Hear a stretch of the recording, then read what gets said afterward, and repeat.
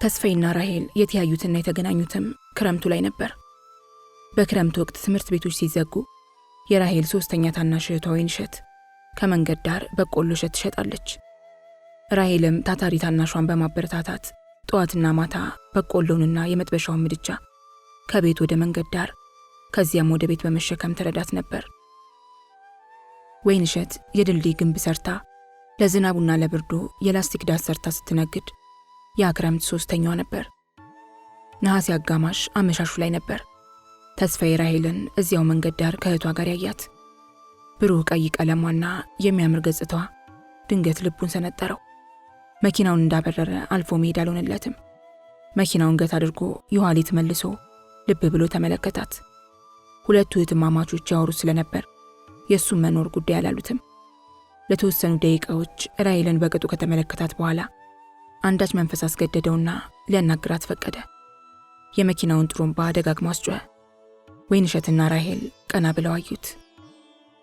በእጅ ጥቅሻ እንዲመጡ ጠራቸው። ወይንሸት ሮጣ ሄደች። የመኪናውን መስታወት ዝቅ አድርጎ ቆያት። አጠገቡ ስትደርስ አቤት አለችው ከትህትና ጋር። ጎሽ ጥሩ እሸት በቆሎች መርጠሽ የ2 ብር አምጪልኝ አላት። ወይንሸትም በሽታ ተመልሳ ሮጠችና የ2 ብር 8 ራስ በቆሎች መርጣ ይዛለት ተመለሰች። የተስፋዬ አይኖች ግን ተሰደው የቀሩት በራሄል ላይ ነበር። አማረችው። እሷ ግን አንዴ ሁለቴ ካየችው በኋላ ወደ ሂሳብ ስሌቷ አቀረቀረች። ተስፋዬ በተፈጥሮ የቀይ ሴት ገጽታ ያማልለዋል። ቀልቡ በቀይ ሴት ከደነገጠ የሚሆነውንና የሚሰራውን ይዘነጋል። ያ ሁኔታው ጀማመረው። ቅላት እንደ መግነጢስ ይጎትተዋል። ኢትዮጵያዊውን ቅላት እንጂ የፈረንጆችን ነጭነት ሲጠላው ደግሞ ለጉድ ነው። በገንዘብ የሚገዛው አካል ከሆነ ማንኛውንም ዘዴና ዋጋ ከፍሎ ያገኘዋል። ከህመሙ ለመፈወስና ቀልቡን ለማሳረፍ ጊዜ አይፈጅበትም። የነሐሴ ዶፍ ወርዶ ባባራበት በዚያ ቀን አመሻሽ ላይ እንደ ድንገት ያያት ራሄል ባልባሌ ስፍራ የፈለቀች የደመቀች ጽጌረዳ ሆና ታየችው። ከልቡ አስገባት። ወይንሸት መራርጣ ያመጣችለትን የ2 ብር በቆሎ አመስግኖ ከተቀበለ በኋላ 1 ብር ጉርሻ ጨምሮ ከፍሏት ወደ ቤቱ በረረ። ከዚያን ጊዜ ጀምሮ ጠዋት ሲወጣና ማታ ሲመለስ ወደ ወይንሸት የበቆሎ መሸጫ ስፍራ አይኖቹን ሳይወረውር አያልፍም። አልፎ አልፎም ከስራ መልስ ቆም ብሎ በቆሎ በመግዛት ወይንሸትን አነጋግሮ መሄድ ጀመረ። አንዳንዴም ፈገግታና ሰላምታ ከርቀት እየሰጣት ያልፋል። በዚህ ሁኔታ ከወይንሸት ጋር ቀረቤታውን አጠናከረ። ወይንሸትም በተስፋዬ ጥሩ ንግግርና በቆሎ በሚገዛበትም ጊዜ በሚሰጣት ተጨማሪ ሳንቲሞች የተነሳ ማለፍ መመለሱን ልብ ብላ ማስተዋል ጀመረች። የተስፋዬ ሰላምታና ደንበኝነት ሰፋ ወዳለ ንግግርና መቀራረብም አደረሳቸው። ጳጉሜ ውስጥ ወደ ማታ ከስራ ሲመለስ እህትማማቾቹ ከተለመደው ስፍራ ተቀምጠው ለውጭ ወራጁ በቆሏቸውን ሲሸጡ አየና መኪናውን ከፊት ለፊታቸው አቆመ። እንደተለመደው ወይንሸትን ፈገግታ የተላበሰ ሰላምታ ሰጣትና በቆሎ እንድታመጣለት አዘዛት። እሷን በጥንቃቄ መርጣ የ2 ብር በቆሎች ወሰደችለት። ስለ ጤናዋና ስለ ንግዷ ከጠያየቃት በኋላ ከተል አድርጎ ስለ ራሄል ማንነት ጠየቀ። ይቺ ልጅ ምንሽ ናት አላት ከደረት ቦርሳ ውስጥ አረንጓዴ ብሮችን እየፈላለገ። ታላቅ እህቴ ናት። እሷም ካንቺ ጋር በቆሎ ትሸጥ ትውላለች? አይ ከኔ ጋር ስትሸጥ አትውልም። ጠዋትና ማታ ብቻ የእሳቱን ምድጃና በቆሎን በመሸከም ትረዳኛለች። ምንድነው ስራዋ? ስራ የላትም፣ ገና እየፈለገች ነው። ምን አይነት ስራ ነው የምትፈልገው? አለና መንፈሱን ሰብሰብ አደረገ። ወዲያው በአይምሮ ውስጥ ቦግ ያለውን ሐሳብ ተመለከተው። በጉልበት ስራ በግርድና የምትቀጠር ከሆነ የሚያጓጓ ደሞዝ ሰጥቶ ሊወስዳት ተመኘ። አሻግሮም የራሄልን ሁኔታ ቃኘ። ከመልኳ ስልካካነት ጋር ቀይ ቀለሟ ፈክቶ ታየው። ኩርምትምት ብላ ብትቀመጥም ዘንካታ ቁመና እንዳላት ተገነዘበ። በኑሮ ጉስቁልና ብቻ ሳይሆን በእድሜ ብስለትም በገጽታዋ ላይ መነደፍ በጀመሩ የግንባር መስመሮች አስተዋይነት እንደማታጣ ገመተ። መለስ ብሎ ወደ ወይንሸት እየተመለከተ ምን አልሽ አላት። ስትናገር የነበረውን አላዳመጣትም። 12ኛ ክፍልን ከጨረሰች 3 ዓመት ሊሆናት ነው። እስከ ዛሬ ድረስ ግን ስራ አላገኘችም። እሷ የምትፈልገው የቢሮ ስራ ነበር አለች ወይንሸት ዳግመኛ። ከቀን ስራ መልስ ለራታቸው የተቀቀለ በቆሎ የሚገዙ ኩሊዎችን ታስተናግድ ነበር። የእሱን አስተውሎትና መገረም ልብ አላለችውም። ወደ ወይንሸት መለስ ብሎ ያሳዝናል። የእሷም ድካም የተማረችውም ትምህርት በከንቱ ቀርቷል ማለት ነው። አዎ አለች ወይንሸት ምን እንደምትመልስለት ግራ ገብቷት። ለነገሩ እሷ ብቻ አይደለችም የተሰናከለ ዕድል ያጋጠማት። እሷን የመሰሉ በሺህ የሚቆጠሩ ወጣቶች በየቦታው አሉ። የሀገሪቱ አቅመቢስነት ውጤት ነው። ለማንኛውም አንቺ እናትሽ ጠንካራ ልጆች ናችሁ። ስራ ሳትንቁ ራሳችሁን ለመርዳት መታገላችሁ ያስመሰግናችኋል አላት ሞራሏን በሚደግፍ አባባል። ወይንሸትም እንደ መሽኮርመን ብላ ስቃ ዝም አለችው። ጥቂት ቆይታም እኔ በቆሎ ስሸጥ እሷ ደግሞ ጥልፍ እየሰራች በመሸጥ ቤተሰባችንን በደንብ ትረዳለች አለችው የእህቷን ጥረት አጉልታ ለማሳየት። እናትና አባት አሏችሁ? እናታችን አለች፣ አባታችን ሞቷል አለች ቅር እያላት። ተስፋዬ ለተወሰኑ ደቂቃዎች ዝም አለ። ወይንሸትም ጣቶቿን እያፍተለተለች ቆመች። የወይንሸት ልብ የሚያንከላውሰው ምኞት ነበረው።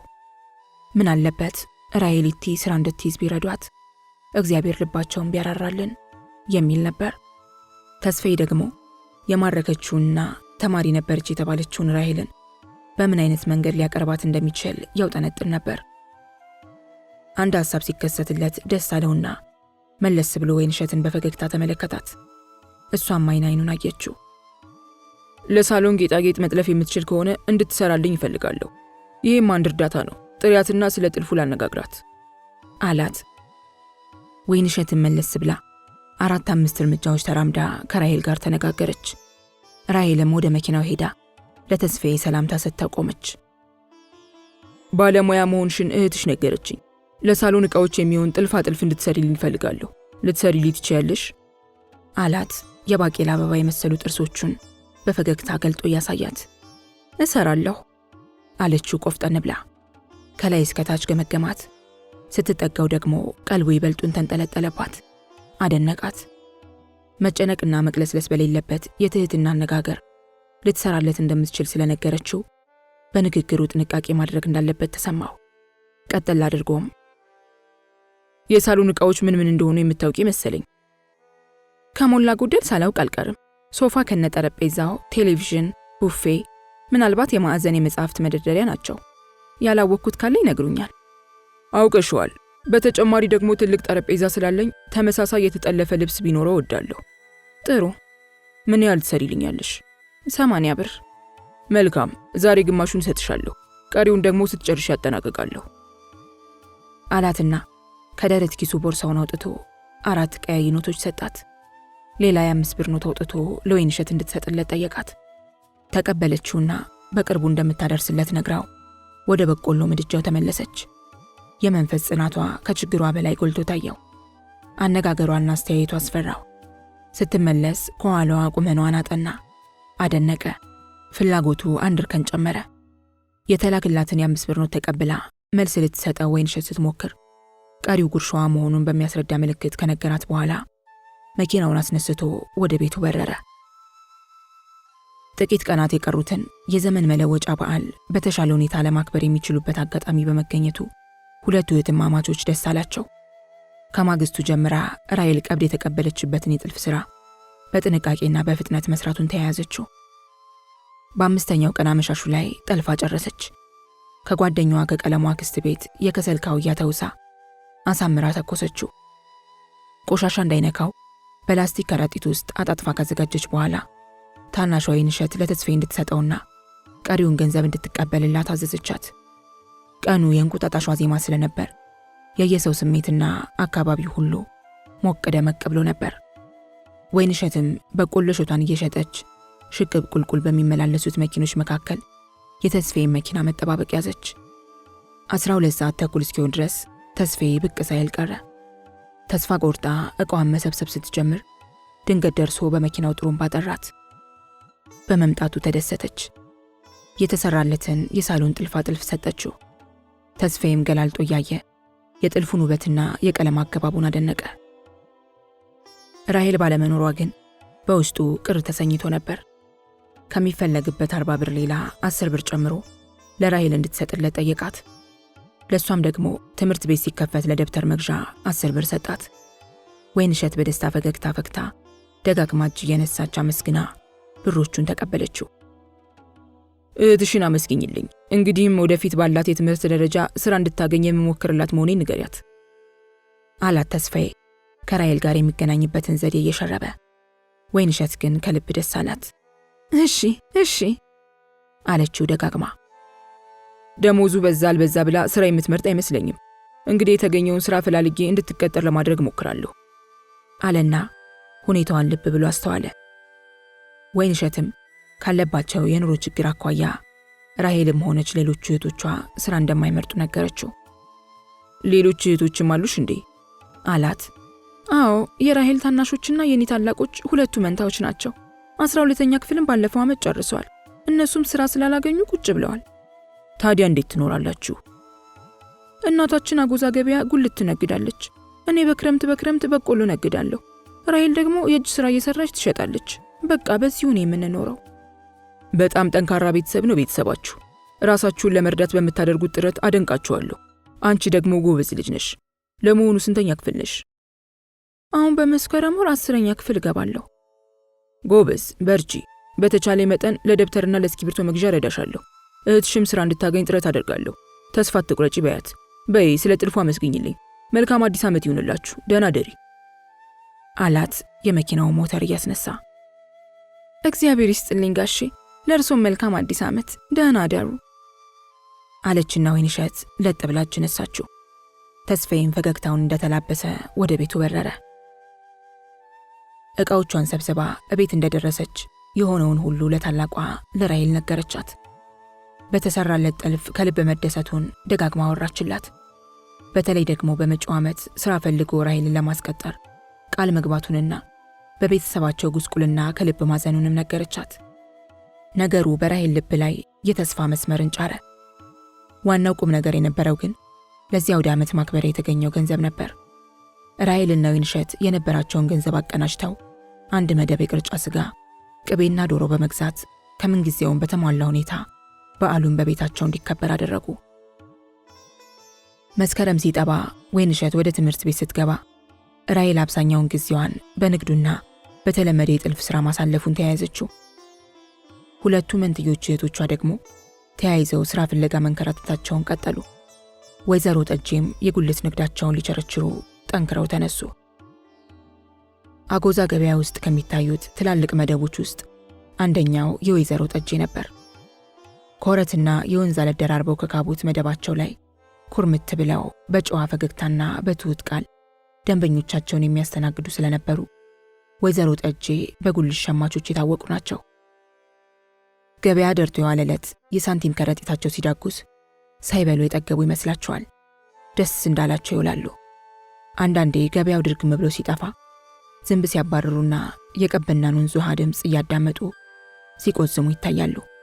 በትዝታ መንገድ እየተወዘወዙ የጥንቱን የጠዋቱን ሕይወታቸውን ሲቃኙና ሲያመሰግኑ የደረሱበትን የእንግልት ኑሮ ሲያማርሩ በውስጣቸው ጠልቀው ይጠፋሉ። እንደዚያ ሲሆኑ ተንኮለኞች ልጆችና ፍየሎች ከጎመኑና ከካሮቱ ሲሰርቋቸው አያስተውሉም። ለረዥም ጊዜ በሐሳብ ሲብከነከኑ ቆይተው ወደ ገሃዱ ዓለም ሲመለሱ ወዲያ አድሮ ቃሪያ የሆነ ኑሮ ማለትን ያዘወትራሉ። ባሻጋሪው ካለው ትልቅ መደብ ላይ ተጎልተው እንደ ወይዘሮ ጠጄ ለዓመታት ሲቸረችሩ የኖሩት ወይዘሮ ዳርሜለሽ ለጠጄ አብሮ አደግና የልብ ጓደኛ ናቸው። ሁለቱም የከፋቸው ጊዜ ማዶ ለማዶ በሚያወሩት የብሶት ጨዋታ የጊዜውን ነገር ያብጠለጥሉታል፣ ይረግሙታል። ሁልጊዜም የነገራቸው መቋጠሪያ የአገሪቱ መረገም ነው። አገሪቱ ተረግማለች አሉ፣ ሰው አይብቀልብሽ ብለዋል አሉ ንጉሡ የወረዱ ጊዜ። ቄሱ፣ መነኩሴው፣ የተከበረው የታፈረው ሁሉ እንደ ጎመን የታጨደ ጊዜ ከልክ ያለፈ እንባና ደም ፈሷል። ያ ሁሉ ደም፣ ያ ሁሉ ለቅሶና እንባ የት ይወድቃል ታዲያ? በዚያ ግፍ አገሪቱ በረሃብ፣ በጦርነት፣ በስደት ታመሰች ይላሉ እየተቀባበሉ። ሌሎችም በዙሪያው ያሉ የጉልት አድባር ሸቃጮችም ኑሯቸውና ተስፋቸው እንደ ሸረሪት ድር እየመነመነ መሄዱን ለመናገር አይቦዝኑም። የወይዘሮ ጠጄን ሮሮ ያዳብሩታል። ትዝብታቸውን ከወዲያ ወዲህ ይወረውራሉ። ፀሐዩ ንጉሥ ከወረዱ በኋላ ወሬው ለአንድ ሰሞን ልባችንን ሰርቆት ነበር። የምድር ላይ ገነት ሊፈጠርልን፣ ድሃና ሀብታም የሚባል አመሳሶል ይቀር፣ ሳንሞት ልንጠድግ ተለፍልፎልን ነበር። የወሬ የለው ፍሬ ሆኖ ቀረ። መቼም ሰው ካልሄደና ካልሞተ አይመሰገንምና የተወገዙትን ንጉሥ የምናመሰግንበት ጊዜ መጣ። ፈንቅሏቸው የተቀመጠው መንግሥት የወሬ ፍሪዳ ከመጣል በቀር የፈየደው አንድም ቸር ነገር አልታየም። እንዲያው መጨረሻው ምን ይሆን ይባባላሉ አሮጊቶቹ ብሶታቸውን በሚተነፍሱበት ጊዜ ሁሉ። የደርግ መንግሥት መጠናከሩ በሚነገርበት ዘመን አሮጊቶቹ ደግሞ በድህነት የጫጨውን ኑሮና ገመናቸውን በተመለከተ በይፋ ያማርራሉ። እንዲህ አይነቱን ብሶትና ምሬት ማውራት ሲጀምሩ አሮጊቶቹ ሁሉ ጆሮ ጠቢ፣ አብዮት ጠባቂ፣ የቀበሌ ተመራጭ ሰምቶ ያሳስረናል የሚል ፍራቻ ትዝ አይላቸውም። የኑሮ ምሬት ያደፋፍራቸው ነበርና።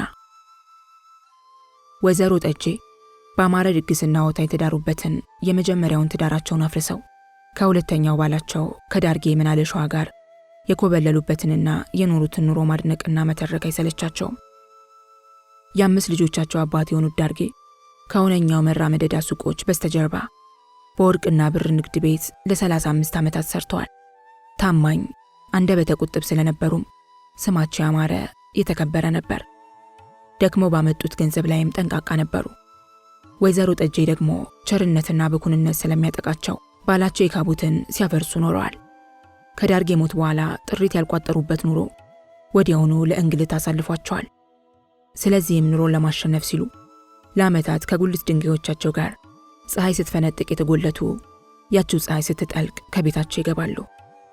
ከዚህም ሌላ በታላቅ ተስፋ ጠንክረው ችግራቸውን ችለው ያስተማሯቸው ልጆቻቸው 12ኛን ከጨረሱ በኋላ ሥራ በማጣታቸው ኑሯቸውን የምሬትና የትካዜ አድርጎታል።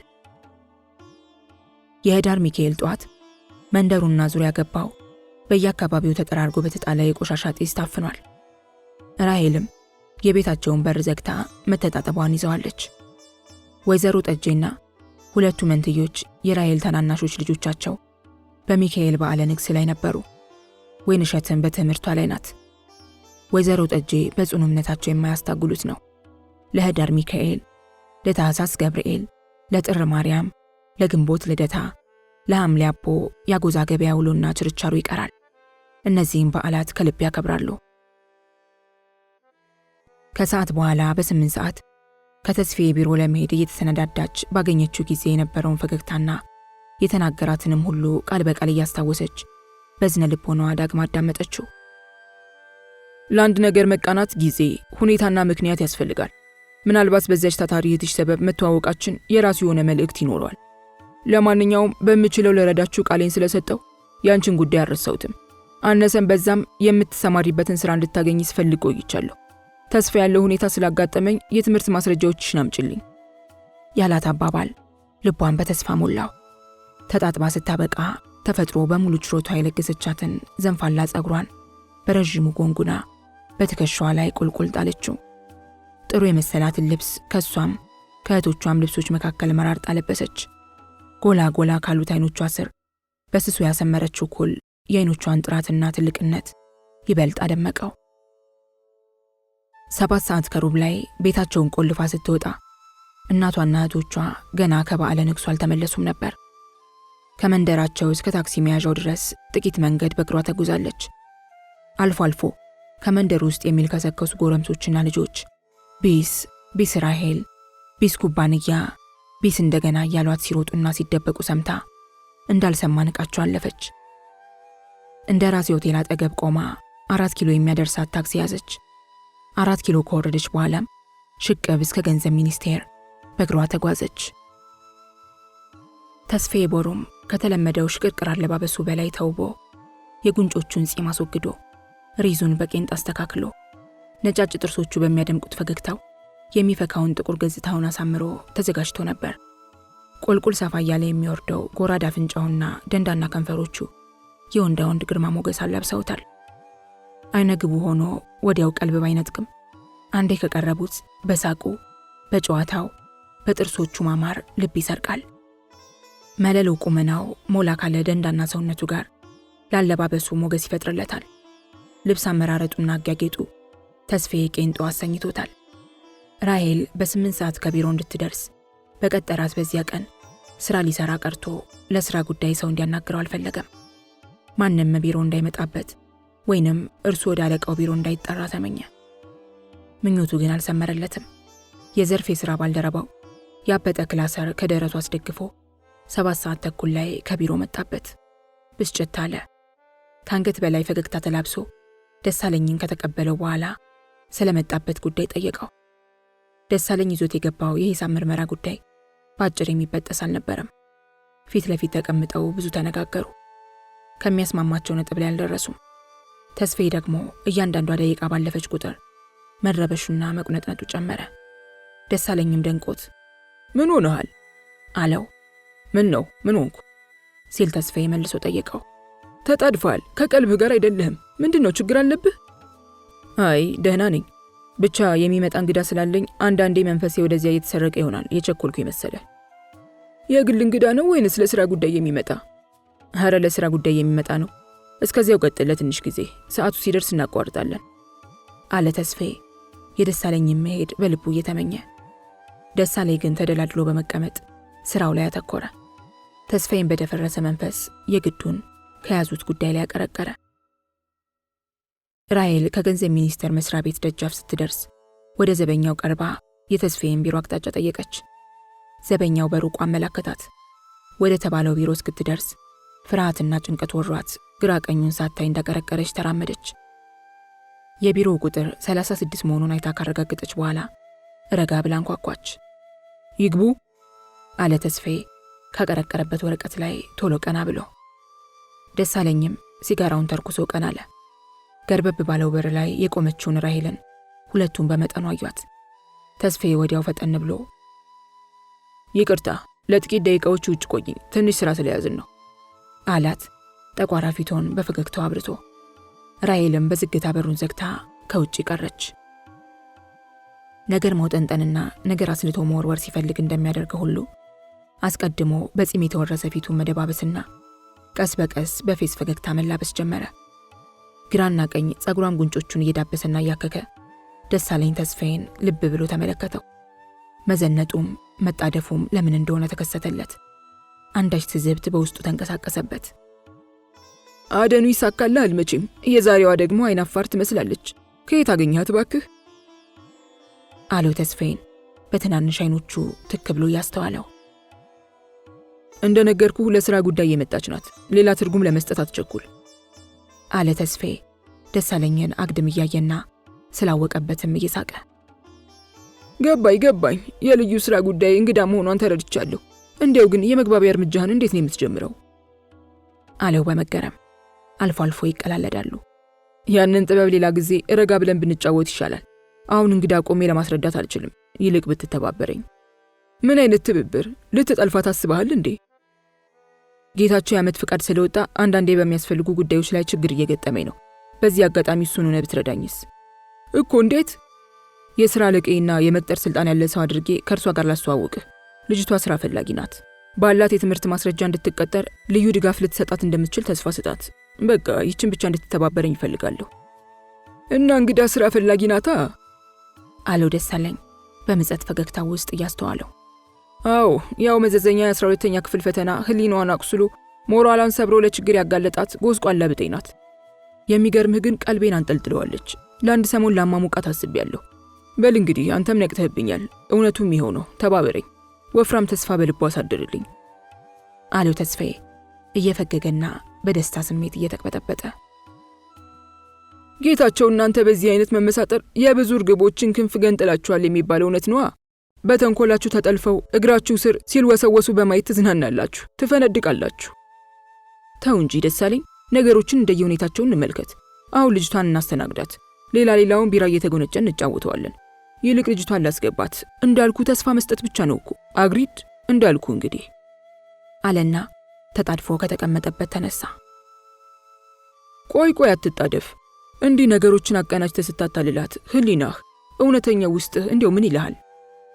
አለው ትዝብት ያረበበ ፈገግታውን እያሳየው። ተስፋዬ ደግሞ እጅግ ቸኩሎ ነበርና ነገር ማራዘሙንና ማቅማማቱን አልወደደለትም። ምን ማለት ነው ደሳለኝ? ለምን የበሰለ ነገር ታበላሽብኛለህ? ላንተም ቢሆን አንድ ቀን ትብብሬን አልነፍግህም። ለራሴ ፍላጎትና ጉዳይ ያንተ እንደላላልነት አልፈልግም። ለራሴ ያውቃለሁ። እንዲያው ግን የዋዎችን፣ ችግረኞችን፣ ተስፋ ያጡትን ለምን ህይወታቸውን የባሰ ታጨልምባቸዋለህ? ግፍ እኮ ዋጋውን አያጣም። የሰውን ባስ ሲጠራቀም ይጠጥርና እንቅፋት ሆኖ እንደሚጥልም ማወቅ አለብህ።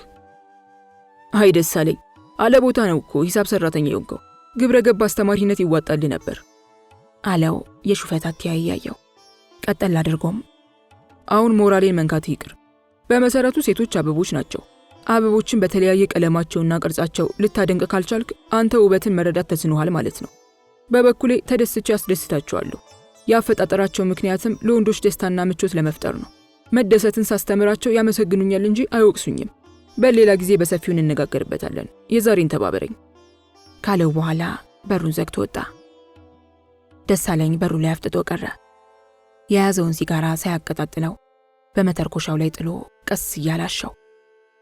ከትንሽ ጊዜ በኋላ ተስፋዬ ቀድሞ በሩን ከፍቶ ገባና ራሔልም እንድትገባ ጋበዛት። ፍርሃት እየተነበበባት ራሔል አንገቷን ደፋ አድርጋ ገባች። ተቀመጭ እያለ የመቀመጫውን በር ካሳያት በኋላ ከዘወትር መቀመጫ ቦታው ተስፋዬ ተቀመጠ። ክራቫቱን እያስተካከለና ደረቱን እያሳበጠ በፈገግታ እየታሻገሩ ገመገማት። በዚያን ቀን ደግሞ ውበቷ ጨምሮ ታየው። ኩል ያደመቀው ዓይኗ ልቡን ወጋው። ራሔልንና ደሳለኝን ለማስተዋወቅ የንግግሩን አጀማመር በማሰላሰል ጥቂት ደቂቃዎች አሳለፈ። የተነባበሩ እጆቹን ተደግፎ በትኩረት ይመለከታት የነበረው ደሳለኝ ግን ፊቱ ቅጭም ብሎ ነበር።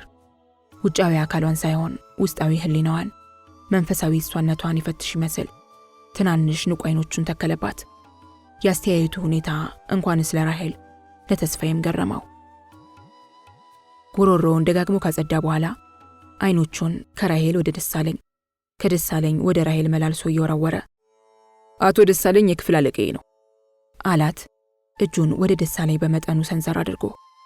ቀጠል በማድረግም ስራ አጥነትሽንና መንገላታትሽን በተመለከተ አጫውቼው እጅግ አዝኗል አለ። ወደ ደሳለኝም እያየ ቀደም ሲል እንደነገርኩ ራሔል ዳርጌ የተባለችው ስራ አጥ ወጣት እሷ ነች። እስከማውቃት ድረስ ጥረትና ትጋት ያልተለያት ታታሪ ተማሪ ነበረች። የትምህርት ቤት ታሪኳ የተመሰገነ ነው።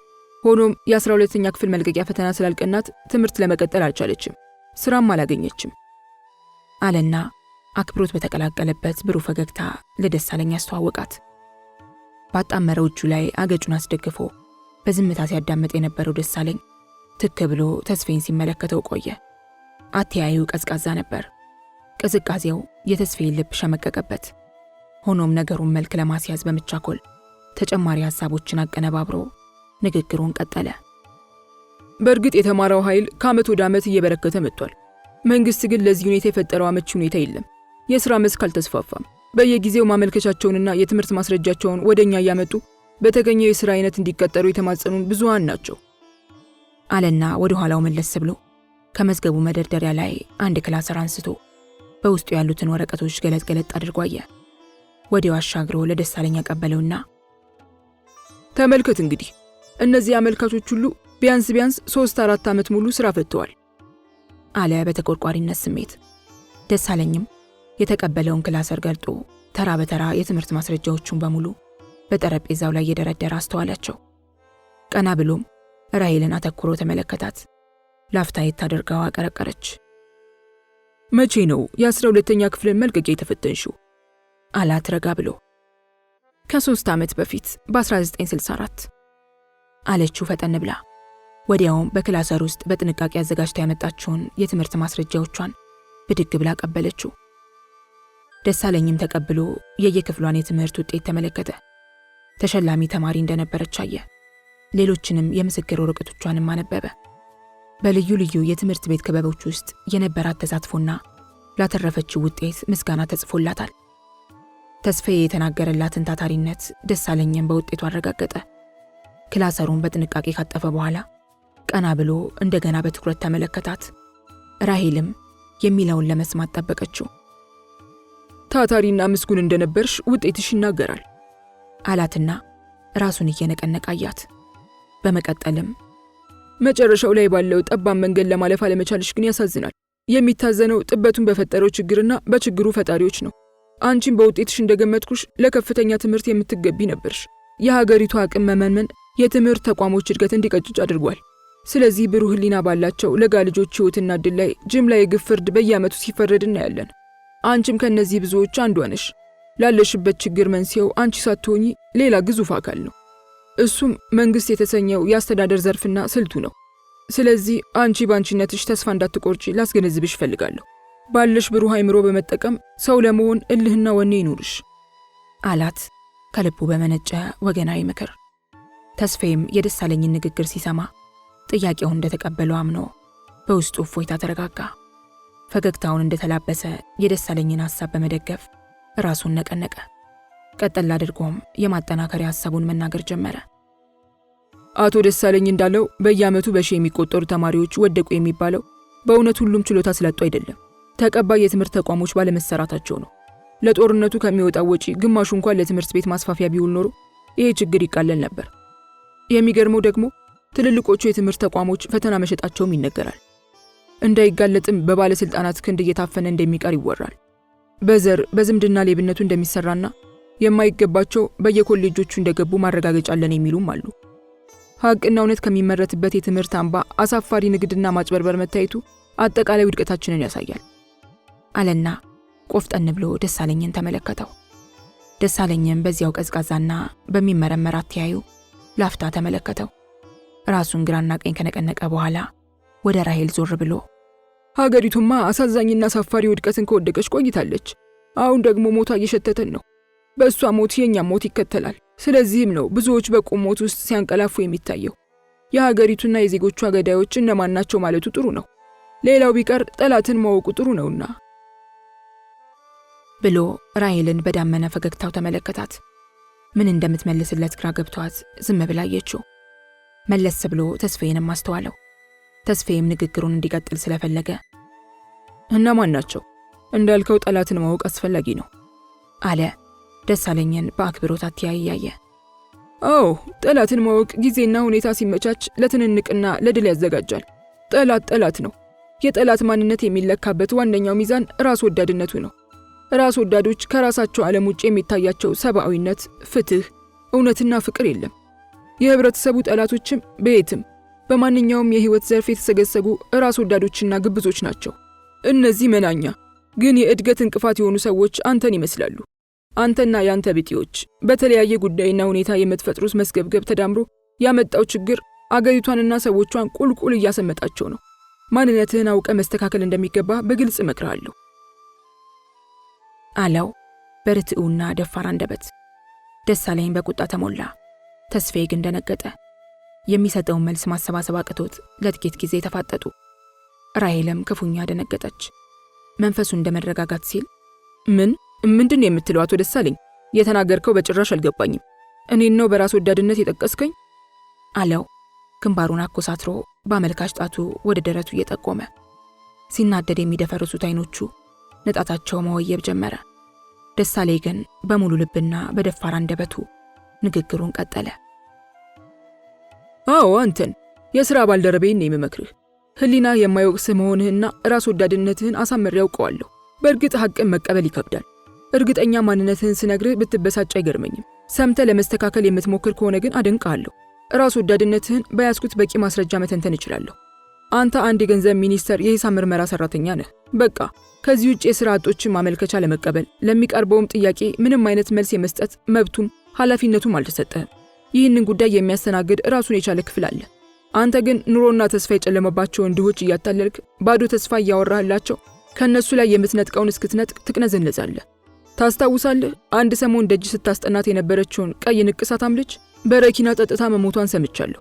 ለምን እንደሞተች አንተ በትክክል ታውቀዋለህ። ሴት ባየ ቁጥር የሚሰንግህን ስሜት ለመተንፈስ የምትወስደው ረቂቅ የማታለል ዘዴ አረመኔነትህና ራስ ወዳድነትህን ቁልጭ አድርጎ ይመሰክራል። ስለዚህ ይህንን ከንቱ ስራህን ዛሬ ቅጭ። ይህችን ልጅ ለማታለል አትሞክር። የወንድምነቴ ምክር ይኸው ነው አለውና ዘና ብሎ አየው። ተስፋዬን በቁጣ ግሎ አይኖቹ ደፍርሰው ፍጹም ተለወጠ። ዝጋ እባክህ። የሰው ስም ማጥፋት የለመደብህ ወረኛ ነህ። አንተን ብሎ ለሀገርና ለወገን ተቆርቋሪ፣ አንተን ብሎ የሞራል ኤቲክስ አስተማሪ። መጀመሪያ ከአልኮልና ከሲጋራ ከወሬ ሱሰኝነት ራስህን አጽዳና አፍህን ክፈት። ልጅቷን ከጅልሃት እንደሆነ አታገኛትም። ተቆርቋሪ መምሰልህ ርካሽ ዘዴ ነው። በቃ የቀባጠርከውን ሰማውልህ። አሁን በሰላም ከቢሮ ይውጣ። በቃ ከእንግዲህ ቃል እንድትናገረኝ አልፈልግም አለው ከተቀመጠበት ተነስቶ ክራቫቱን እያላላ። ደሳለኝ ግን ከተቀመጠበት አልተነሳም። በንቀትና በትዝብት ቀና ብሎ ተመለከተው። መለስ ብሎ ወደ ራሄል አተኮረ። ቀጥሎም ሰማሽን እህት፣ ችግርሽ ችግር ነው። ይህንን ችግርሽን እንኳን ተስፋ ያለ መንገዱ የመስሪያ ቤቱ ሚኒስተር ሊፈታልሽ አይችልም። አየሽ እነዚህን ሴቶች?